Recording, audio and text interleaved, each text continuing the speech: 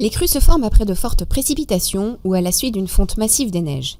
À l'intérieur des terres, on peut distinguer 3 types d'inondations. Le premier type est la crue par débordement. Suite à de fortes précipitations, une rivière ou un fleuve déborde de son lit. L'eau envahit des vallées entières. Les inondations peuvent se propager très loin de la zone des précipitations. Les fleuves additionnant toute l'eau des rivières confluentes, les crues peuvent être beaucoup plus fortes en aval.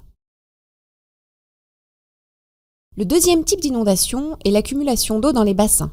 En temps normal, la plus grande partie de l'eau de pluie est absorbée par le sol et rejoint la nappe phréatique. Lorsque le sol a une capacité insuffisante pour absorber cette eau, celle-ci s'accumule dans les zones les plus basses. L'eau remplit alors rapidement les vallées en dehors des rivières.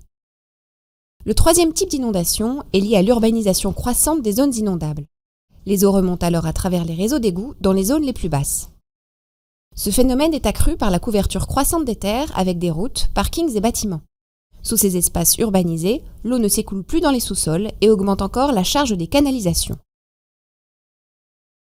Dans plusieurs zones tropicales, des inondations périodiques font partie du calendrier des saisons. En Asie, on appelle ce phénomène la mousson, en Amérique du Sud, El Niño. Mais si les précipitations dépassent un certain seuil, ces régions peuvent être victimes de catastrophes graves, comme au Pakistan, où la mousson en 2010 a touché 20 millions de personnes et dévasté de larges parts du pays.